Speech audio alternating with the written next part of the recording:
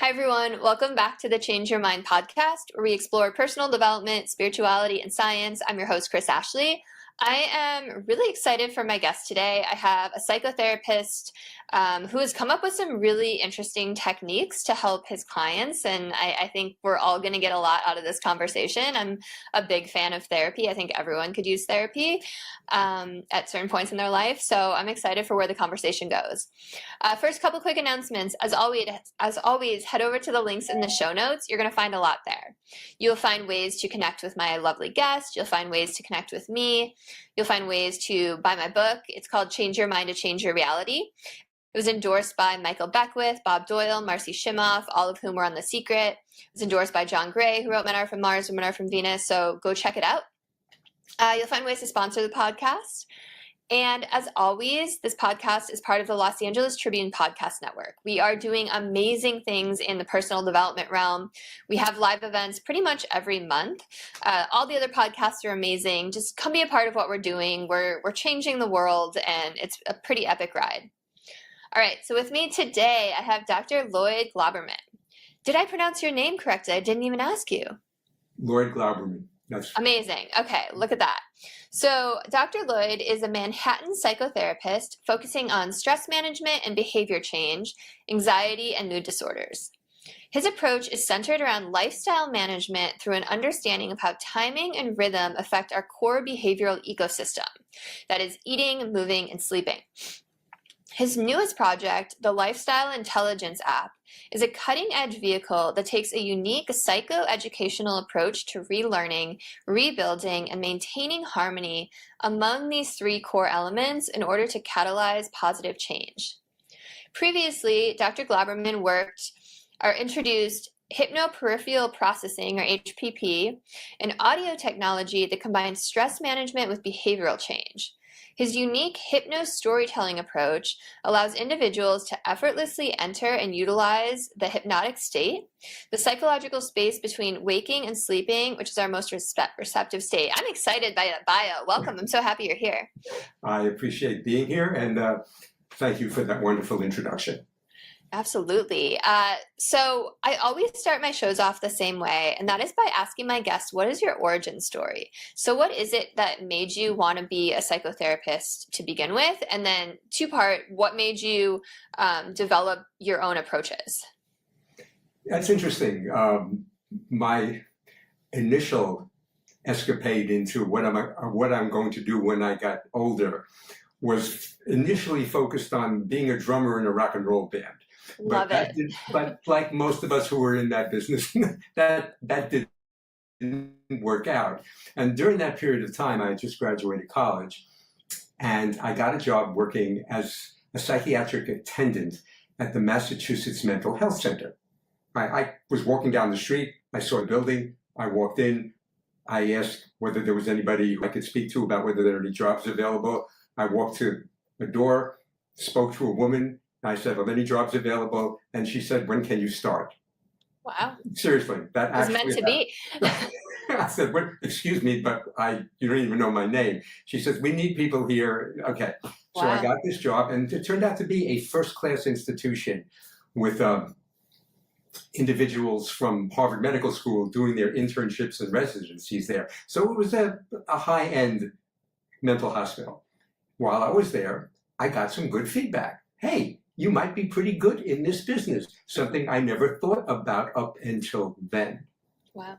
From that moment in time, I decided, well, my music career was going nowhere, so let me focus on this. I was getting married at the time, right out of college, and my wife said, okay, let's get you into graduate school. That happened, and eventually I went through Syracuse University, where I got my doctorate. Doing something a little bit different than traditional psychotherapy, I worked with police officers teaching them family crisis intervention techniques, which kind of got me into a really hands-on kind of role in terms of what's really important in terms of the business. From there, I graduated, eventually got my license, then started doing psychotherapy, got involved then paying attention to hypnotic technology, which obviously anybody in the business is always interested in. And while I was in a workshop, I came across a most unusual hypnotic induction technique. It involved two hypnotists working simultaneously with one subject. So you had a person sitting in a chair, and you had one person, one hypnotist on one side, one on the other, and they both began speaking simultaneously to the subject. Were they saying the same thing or different things? No, completely different things. Two completely different trains of thought, parallel in nature, but listening to it, they're very different in the way things were phrased and said, okay? And I'm listening to this, trying to figure out what's going on, while simultaneously finding myself drifting into a very strange altered state of hypnotic consciousness while I'm trying to process what's going on. At that moment in time, I said to myself, now this is an interesting technique. From there, I said, maybe this could be done on audio in a way that might be useful for people, because two hypnotists working with one subject is not exactly practical in nature, right? It's just not going to happen. But maybe some kind of technological aspect of that could be. So from there, I began figuring out what would be the best way to do that. And I came across the idea of using mythologically based stories. You know, Joseph Campbell, myth of the hero kinds of stuff. People with a problem go out into the world, meet a magical character, and that magical character begins to weave hypnotic stuff going. But from that initial story, two stories begin simultaneously, a different story in each ear. Now, anybody I've ever talked to about this, which is a lot of people, everybody says the same thing. How can you follow everything, right? The answer is, I don't want you to follow it. I want your conscious mind drifting away, because when your conscious mind is out of the way, the best of you is now available. Because we all know when we listen to things, we always rationalize, justify, change, shift. But if you don't know exactly what you're hearing, because the part of you that's hearing is not conscious, interesting things can happen, which began to happen as I began to explore how to go about using this process. Okay, that's really cool. It makes me think of like binaural beats, but like a story version of that. During that time, that was the same time when binaural beats began to be part of the culture in terms of relaxing people and changing people. I remember a friend of mine wrote one of the books about all of that stuff. Michael Hutchinson, I forget exactly what the name of one of his books are, but he cataloged all of the interesting strategies and technologies that were occurring during that period, which was basically late 1970s into the early 80s, when stuff like that began to start taking hold in the culture. Anyway, this began to be useful. And this is where I found out, which I did not expect because I didn't know, that this was able to get people into what you mentioned before, the state between waking and sleep, the hypnagogic state. It's a magical place. It is an absolutely magical place. Okay. I had like no idea what we were going to talk about today, and this is so cool. So I want to talk about that state and like the magic that can happen and everything, but what made you want to use mythological stories? That's such a cool choice. Fundamentally, we are stories. That's who we are. Our identity is built around our story, which begins approximately at 4 years old, when we're going to nursery school and we come back and we tell mom and dad, or they ask us, what did you do today? And you begin to catalog and talk about all the things that you did that day, your story that day. That model gets expanded, but ultimately when we think about who we are, it's our story. Stories are fundamental to our identity. Therefore, telling people stories feeds right into who we are neurologically, psychologically, biologically. We are the story. So putting messages within the context of this interesting story makes it perfect for people to listen to. Hence the use of fairy tales and Joseph Campbell's myth of the hero stuff. I mean, it doesn't get any better than that. Person with a problem goes out into the world, meets somebody who helps them get through this, whatever they're struggling with. That stories are, we go to movies, we love the storyline. How much of our lives are stories? It dominates everything. Listen to the news every day, we hear the stories of the day, right? It's all about stories. That's what we're about.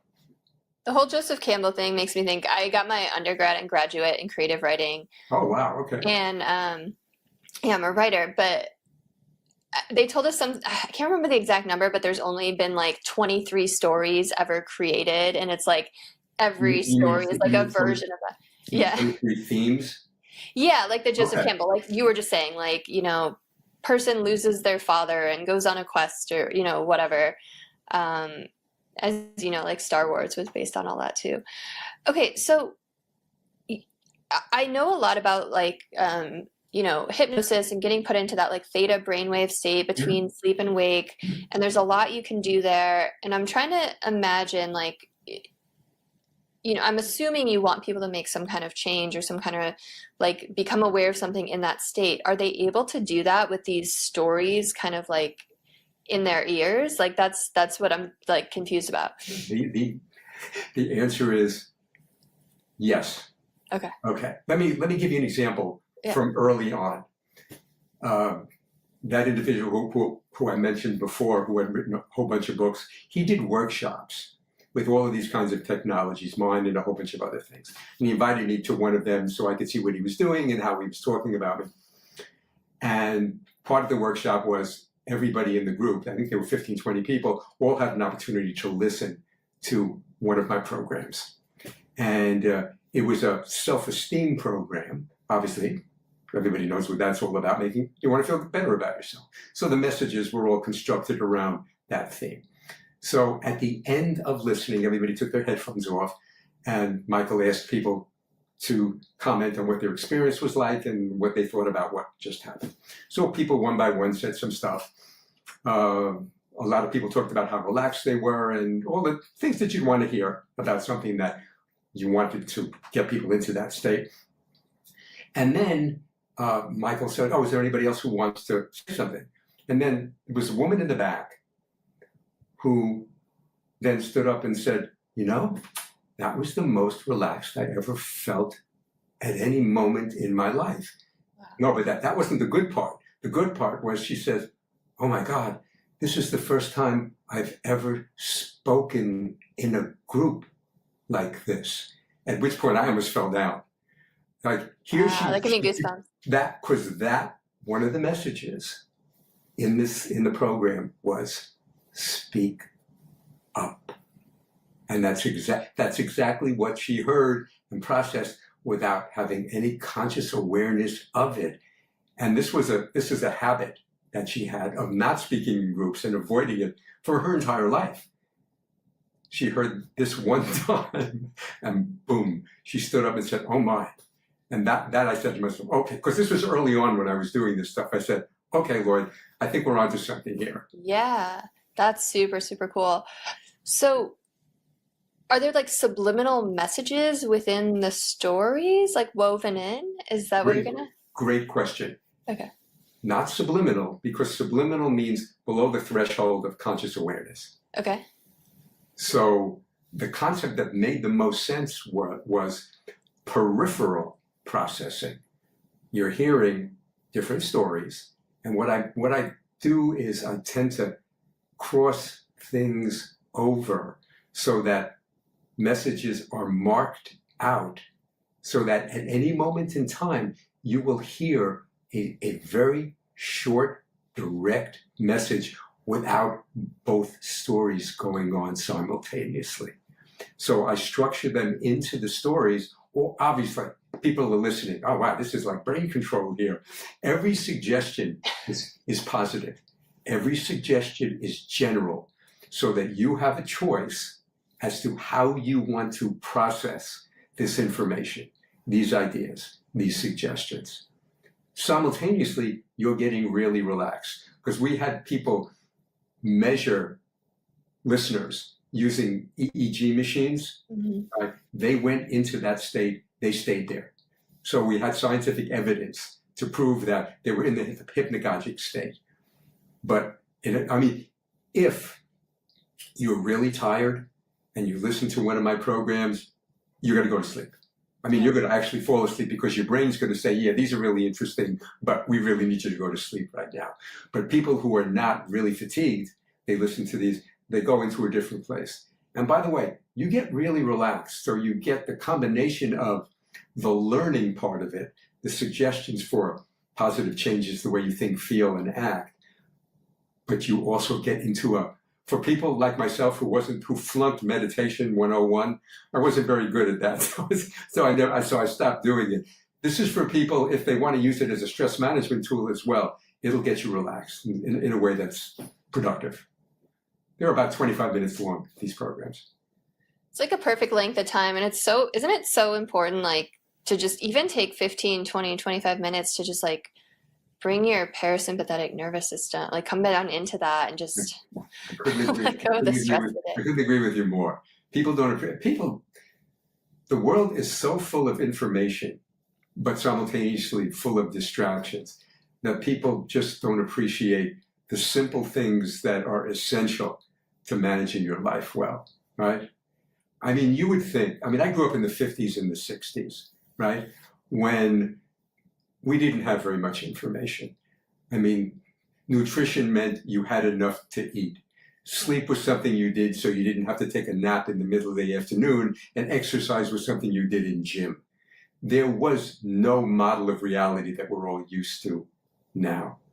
But now, you would think, given all of the information we have and how it's connected to healthy living, that people would gravitate to all these things and do what's necessary. Has that happened? Nope. The complete opposite has happened. You would think it would be automatic, right? We went from knowing nothing to knowing everything. So that alone would say, okay, people are going to be healthier because all this information is available. Hasn't happened. The culture has gotten sicker and sicker. Why do you think that is? It's about 3 inches tall and it's about 2.5 inches wide, and you put headphones attached to it, and then you go into the automatic, I am losing regular consciousness and going into trance-like. There, like you said, there's so much information out there about nutrition and exercise and all this, but like, why aren't people implementing it? Because everything has, number one, people sleep less now, right? Because they're up late at night. Think your average teenager, right? By the way, do you know what time most public high schools have their kids show up for school? Like 8 a.m., right? Yeah, 8 a.m. Now you think about that, right? It's early. When your average teenager needs, because they're growth spurting at that time, they need minimum of 8.5 hours, but more closer to 9 to 10. So what are they typically doing at night? Are they going to sleep early to ensure the rest and relaxation that they need is taking place? No. They're on their devices, yeah. They're and this is, I mean in this literal sense, they're hypnotized by social media. Kids are completely addicted and hypnotized by the screens. Hence, they go to bed late, they get up early. What happens? Well, energy levels drop, making it much less likely they're going to be moving around in any kind of useful way in terms of movement, right? In terms of exercise. Their brain is going to be fogged up because they can't think as clearly. And one other aspect, which is never talked about as much, but is clearly as important as anything else, and that is, if your brain is fatigued, it's going to make, what happens is your appetite goes up because your brain needs more energy to have you alert for the extra hours that you're going to be awake when you should be asleep.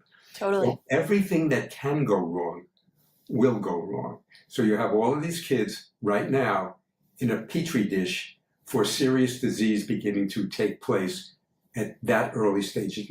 By the time these kids get into their 30s, they're going to be suffering from cardiovascular problems and a bunch of other things. That's a given. So you would think that people would be aware of this. Nah, they peripherally know it, but is anybody taking the helm and saying it's time for the country to focus on these issues in ways that make some functional change to make sure that, but that's not happening. Well, RFK is talking about it. He's talking about lengthening the amount. No, he's not talking about that. He's talking about chronic disease. But for the first time ever, I'm like, okay, at least someone is starting to talk about some of this, like diet and lifestyle. But yeah, no. This is it. This is what life begins. Look, when we were born, we did three things: we ate, we slept, we moved. Right? Yep. Our thoughts were our sensations were our thoughts at that time. We didn't have cognition. We didn't have abstract thinking. We only had sensation. So sensation was cognition as an infant. And we didn't make any mistakes, right? When we were hungry, we cried, we got fed. When we wanted to sleep, we just closed our eyes and went to sleep. And we moved around when we needed to move. And you can watch little kids and little infants, they're moving. Those three things were our core behaviors and continue to be the most important things we do. But from the beginning, from that moment in time, kids grow up in families where they get hypnotized into dysfunctional behavior. Families are hypnotic processes. We watch, and we watch what mom and dad do, and we listen to what mom and dad tell us. And after a while, well, we know what happens. Our model of reality becomes this model that's dysfunctional, but we don't remember exactly how it happened because it was happening all the time. Right. I grew up in that. I remember my mom loved to see me eat. She was an old-time mom. She would ask me when I came home from school every day, "Hi, what would you like for a snack?" Meanwhile, this was 3:30. And I said, "I don't know, what do you have?" She said, how about a bologna sandwich? Okay. I ate dinner 3 hours later, after the bologna sandwich. And my mom was very happy. Why? I was eating. Right. I got hypnotized into that. So I know both ends of the continuum, from not doing anything correctly to doing things correctly, because I lived both of them. Hence my involvement with this. So, okay, so like thinking about like what, if you were in charge in the United States, what would you change? Like what would be like the first couple things that you would change? Like thinking about this lifestyle. Go right to the elementary school systems. Okay. And build the structure of those three variables into everything those kids learn about. If you want to read stories, have literature illustrate that people exercise during part of their life. People always get their sleep every night. People eat healthy food. Have those themes built into the educational courses there, so kids are used to talking about and reading about those things. Have consultations between the parents and the school system, so that all of this can be set up so that there's communication between what's going on at home, what's going on at school, in terms of the management of the kid's lifestyle, to make sure all of these bases are covered early on, right? All that information in high school. Yeah, when you teach biology, make sure important stuff like healthy eating, nutrition, teach the information while you're teaching the course. You need to do it early on, has to be woven into the fabric of the school system, and you have to have the families involved. You can't just have a seminar here and a seminar there. No, it has to be from the ground up. And I don't know anybody doing it right now. Yeah, totally. I mean, and then on top of that, I would hope that we would pair it with more movement during the day and better lunch at school, like better food options. I mean, I don't even know, like, I just told you I have a toddler. I'm like, I think about this sometimes. I'm like, what am I going to feed him for lunch at school? Like, I'm not going to let him eat that crap, right? Like, and I don't want to send him with a sandwich, right? So people don't, I read something that was so interesting in the way the information was constructed. And this goes back a couple of years. I was reading about the effect that poor food has on your health. But this was a very unique piece of scientific research. It took junk food bit by bit, and it was able to use all kinds of computer techniques and all of that kind of stuff to figure out when you ate certain food, how much damage did it do to the longevity of your life. And the first piece of information I came across was every time you eat a hot dog, 35 seconds are lost from your life. Now, that had profound impact on me because I grew up living on hot dogs. And I'm thinking, how much time did I lose killing myself eating that crap, right? I don't do anything like that remotely anymore. But the idea that, I mean, we're talking about thousands of times I ate that meal when I was growing up. Nobody knew. Nobody knew about junk food and garbage and crap. That right now is part of the culture, but still doesn't change anything. That's such a powerful, impactful like way to look at it. And I'm like thinking of your vision of educating kids, like saying stuff like that, I feel like would have a profound impact. Yeah. They're like, I don't want to take time off my life. Are our kids important enough to focus? I mean, come on, if you want to do this right. This is a 10-year idea. This would take 10 years to get this thing implemented in a way that there would be structure and functioning, right? But if not now, when? Yeah. We know you know this. I mean, you're in this business. You know how disastrous our culture is right now on so many different levels. But this is the foundational level. This is the beginning, and we need help. Yeah, it feels like we are behind. I don't know if you've seen, I'm just thinking about like movement too. Like, have you seen those videos, they're viral on TikTok of like kindergartners in China where they're like, oh, look them up after this. They're like, they're cooking all the homemade food. They're like doing all these crazy like aerobic exercises that are all like they're so far advanced and they're like 5 years old. Oh, wow. Yeah, I mean, that's how their education is. That's where you have your intellectual resources and sense of self have just begun. Boy, is this across the entire country they're doing this kind of stuff? I think so. Yeah. Oh my, I had no idea. Wow. Yeah, we're so far behind. Oh my. Look them up or I'll email you some, or I'll put some in the show notes too for people. But it's very impressive, and it made me be like, why is there nothing like that here? Like, I want to send my kid to a school that's like prioritizing those kind of things. Do you think that school is just kind of conditioning to become a good worker?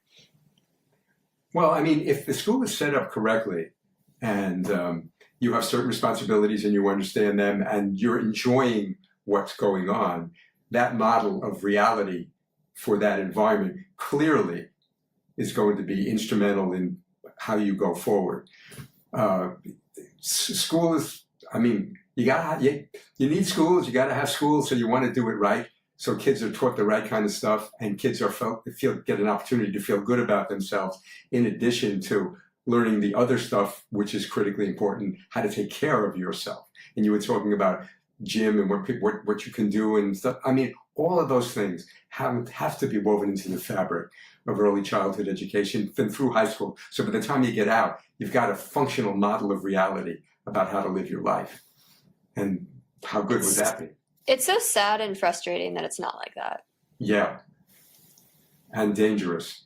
Because think about what it's going to be like for all of these younger people having all of these diseases earlier, the cost and the overload in the medical profession, right? Think about all of these younger people coming down with serious chronic diseases. It's already happening. Like cancer in young people has skyrocketed. Yeah, and that's a consequence of lifestyle.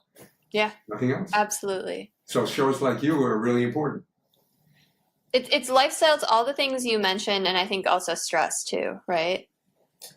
Well, yeah, I mean, mindset. Stress is something that's part of life, but you want people to know how to cope with them, and managing your lifestyle well gives you access to the best of what you have. Totally. That doesn't mean things will be easy. Stress is stress, but you want to have all your resources available so you can cope with it as functionally as you can. And that's what my stuff is focused on. Your show is focused on that. This is what life should be all about right now, is getting these things in place for younger and younger people. And parents have a big job right now, because if you want to, what kind of gift should a parent give their child? Putting aside loving your child, we all know that one. The best gift a parent could give their child, is be a role model for how you should take care of yourself. Because if you watch what your parents, because you watch what your parents do. I watched the way my parents lived, and it was completely not functional in terms of health, right? And my father he failed bypass surgery. His heart was in such a bad place. So that's the one thing I learned, is what not to do. But if you model exercise, healthy eating, and sleep, your kids are going to do that, because that's what we do in my family. That's really important. More and more younger parents should realize that that's the gift they want to give their child, because that means your kids are going to grow up learning how to be healthy. Absolutely. And it's like, if you feed them healthy stuff now, they're not gonna, well, like my kid eats my kid eats like everything we eat, but it's a lot of like healthy meat, a lot of vegetables, some fruit, and he's so happy. And healthy fats. Like, he doesn't want carbs, he doesn't want sugar. Like, you're doing a good job. So people watching your show are going to be impacted by what you tell them about what you do, independent of you trying to change them in the moment. Say, this is what I do, and it's working very well. Yeah. Okay, that's a very subtle hypnotic suggestion for, hey, you should do the same thing, right? Yeah. Okay? You're doing good with this. Yeah, totally. Okay, so this is like kids. So what do we do about like all these adults out there who aren't making the right choices? I mean, we're limited in what we can do, because there's been so much information given that a lot of people are just tuning out. They don't want to hear any of that stuff anymore. They just don't. So what can you do? Except if you're talking to somebody one-on-one, you can begin to maybe influence them by talking in a way that allows them to listen without feeling guilty, right? Because I work with this all the time, trying to introduce stuff with people, because in addition to doing therapy, I do lifestyle management. I weave everything together because it's really important. But you have to be cautious, because you don't want to push somebody away by saying, hey, you're being a jerk, it's time to change. That's not going to work. So, I haven't heard of many therapists who are focusing on diet and nutrition and movement. And that's pretty awesome, because you're right. It's like, when you do those things, you're in a better state of mind and you're more able to cope with what life throws at you. Life ain't easy. So you've got to have as many of your resources available as possible. That means you have to take care of yourself. That doesn't mean being perfect. Every so often, everybody does something. I didn't exercise very much this week. That's fine. Get back on the horse. Start exercising again. Make sure because it's what you do most of the time in life that matters. All the time is impossible. Most of the time you can do. So if you're working out 3 times a week right now, that's all the time you have. That's fine. That'll keep you fit. But you can eat less food and higher quality food. That you can do, right? All the time, right? You know what I've found is that when you do those things, you feel so damn good. And when you go back to not exercising, or you binge out on a bunch of like gross carbs or whatever, junk food, like, you feel awful. and it makes you want to keep doing it. You know, it's, yeah. I had an aha moment based on exactly what you said, which goes back a long time ago when I was starting to shift what I ate. I used to eat I used to drink a lot of soda, traditional soda with sugar. I love Haagen-Dazs ice cream, all that kind of stuff. And I finally had the epiphany, began to change, and all of that was removed. And then I remember one time I consumed too much sugar. It was the first time in a long time. And I realized how there was a subtle, not good feeling associated with that. And I said, oh my, all those years, I never noticed that feeling until I was away from it for a long period of time. Then I ate too much sugar, felt it, and I said, oh my, I was blind, deaf, and dumb during so many years, and realized that stuff I actually didn't feel well. But it was It's like a drug, right? It was oh yeah, it was so subtle. But it stood out because I hadn't had that feeling in a long time. And I said, wow. And all that time I was a dope. Okay, but I'm not a dope now. And that's why I'm going to stay in the state of never again. Yeah, you're making me think too, the other thing that I think is a really good motivator is like when you find an exercise that you really love, when you don't eat well or you drink one night or whatever, you feel it in your workout the next day. And it's like, it's just like, damn it, you know, it makes you want to stay every so often. It's actually useful because it reminds you of why you wanted to stay away, and it made it that much more, gave you much more impetus to get back and do your stuff. So every so often, it actually has that teeny little bit of value, but obviously stay away from it, and most of the time is obvious. Yeah. Yeah, but like I think people don't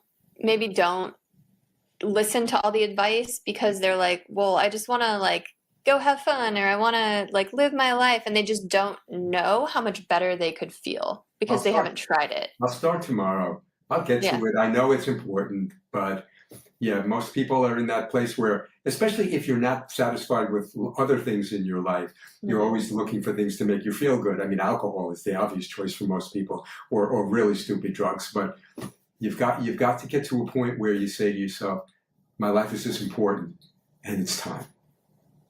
It's time. Yeah, you're right. Have you seen that a lot with your patients? It's like as their self-worth starts to increase, they start taking better care of themselves. Absolutely. No question, because then they owe it to themselves. Hey, if I'm going to do this, I obviously have to do that. Yeah. Yeah.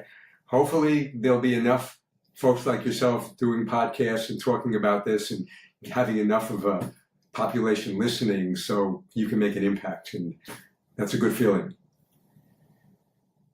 Yeah, I feel very passionate about it now that I have a kid and I have another kid on the way. And I just like, it's like you want the country to do better. Like, come on, everyone. It's for time. Kids. If not now, when? You know, it's one thing to accidentally hit the iceberg. It's quite another to steer the ship directly into it. And that's what's been happening. I know you kind of laughed when I said RFK, but I'm really hoping it's like the first politician that's even talked about trying to figure out root cause of chronic illness. And it's like bringing in all these functional medicine doctors. So I'm like, come on, like this is our chance. Well, if not now, when? Yeah. Okay, so I want to go back to your really cool the audio material app. Yeah. Because we were talking about the magic that can happen, but we never like went into the magic that happens. So when people are in the hypnotic state with the storytelling, talk to me about like what results you've seen and how it's been helping people. Well, it does. There are two primary variables that I focus on. One is the content of this particular program is, which can be anything from time management to self-esteem to weight management and anything like that. But there's also the overall stress management component, and they tend to go together because you get people managing their stress better, and you really do get relaxed in these things, and you don't have to do anything, and that's the nice part. It removes you from the world for 28 minutes. And when you come back, you're different. And the whole idea is to do this enough so that the stress management part, the part of you that knows how important it is to manage your life so that you do all the right things, that gets built up. So you now, and you have a technique where you don't have to do anything or learn anything because it does it for you. It taps into the skill set that your brain has. It tunes everything that should be off and turns the other part on. And suddenly you're in a place where you can process information, and that information can translate into the kind of behavioral changes and emotional changes that are important in your life. So the combination of stress management and change. And reprogramming. Separate but overlapping kinds of things. And people who tend to use it tend to continue using it because there's something about it that it's, and by the way, I have a bunch of programs where people say, well, don't you get kind of bored with it? Well, each program actually is two programs because since there are let me tell how the structure is. Each program begins with a story that you listen to. You hear the beginning of the myth of the hero, kind of person with a problem goes out into the world, meets a magical character. Okay, that lasts for maybe 5 minutes. Then that story pauses, and then two completely different stories start up, one in each year. So that's when the messages are structured into the fabric of what you're listening to. Those stories play for 15 to 17 minutes, then they stop, and then you go back to the lead story where me, who's telling you these stories, does a wrap up where the individual in the storyline is told that they've learned new thoughts, new feelings, new sensations, and new behaviors. So, but because you've got the stories in each ear, different stories, you can then, the next time you listen, turn your headphones around so the stories are in different ears. And when that happens, even though they are identical stories, it sounds like a completely different program. And your brain processes all of the messages differently because each of the piece of the message is coming from a different location. So a different hemisphere is being stimulated. So it's got all these little gimmicky, interesting kinds of things attached to them. And the one thing I can absolutely guarantee is you won't have heard anything like this before. That I can guarantee. You might not like them, but you will notice there's something different about this. Yeah, I want to try them. But just to give you my take on the do you ever get sick of them? I've worked with hypnotists for over a decade now, and the one that I went to a lot would record a session with me in her office, and then she would just give me the digital file, and I would listen to it for months and months and months and months. You don't get sick of it. You look forward to it. You love it. Anything that makes you feel really good, yeah, you'll have a tendency to listen to.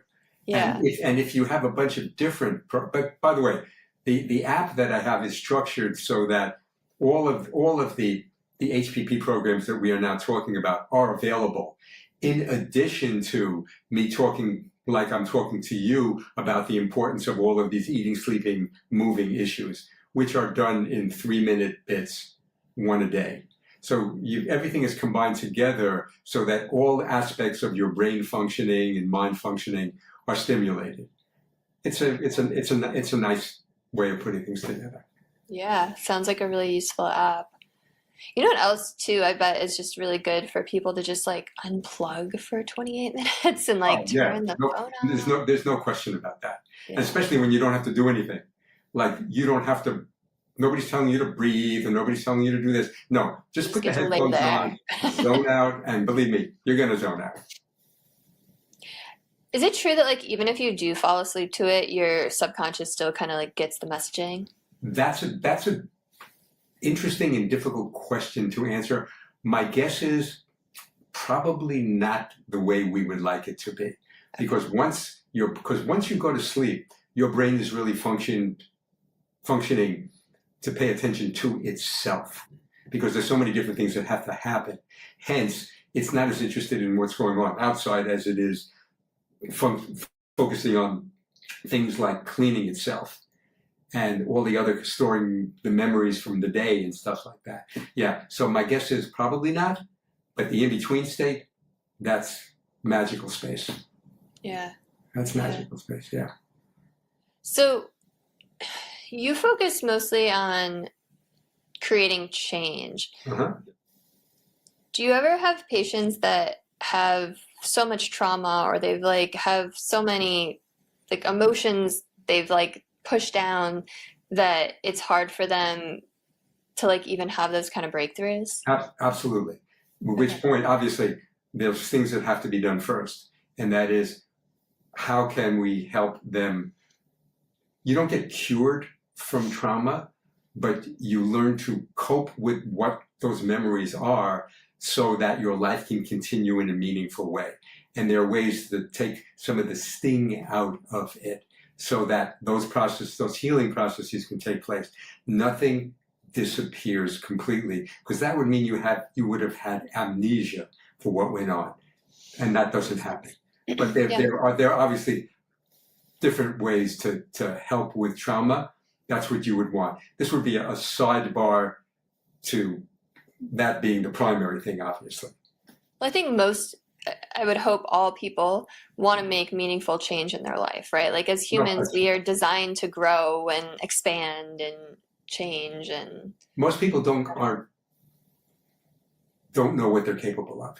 Having been through periods of time in my life early on where the confidence was not at the top of the list for my self-perceptions, I can tell you, I know that firsthand, what that feels like.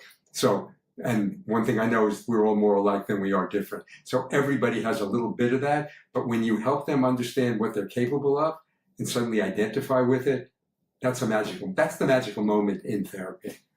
When like, oh, I never thought I could do that. Well, you can. Yeah, Yeah, that's really cool. This has been awesome. Is there anything that we haven't talked about today that you like really wanted to get out to people? Nope. I just wanted to essentially provide all that I'm about and all that the work that I do is about. And, hopefully if people are interested, the Lifestyle Intelligence LQ material is available, and you can use it for free for a couple of weeks. And if you find it useful, then you can purchase it. But if not, there's no cost. And this way people have an opportunity to test the waters. That's really, really cool. Why don't you take a moment then and just let people know where they can find it and how they can connect with you? It's on the Apple Store, and the app is called Lifestyle Intelligence LQ, and that it should pop up. Or you can go lifestyleintelligencelq.com, which would be my website, and then that could lead you to the Apple Store. Either way works. Amazing. Thank you for the work you're doing in the world. I think it's very needed. Thank you for having me. It's been delightful. Yeah. Really cool conversation. And then if you're listening and you know someone this would resonate with, please send it to them. Like, comment, share, subscribe. Let's help make the world a healthier, more conscious place. All right. See you all next week.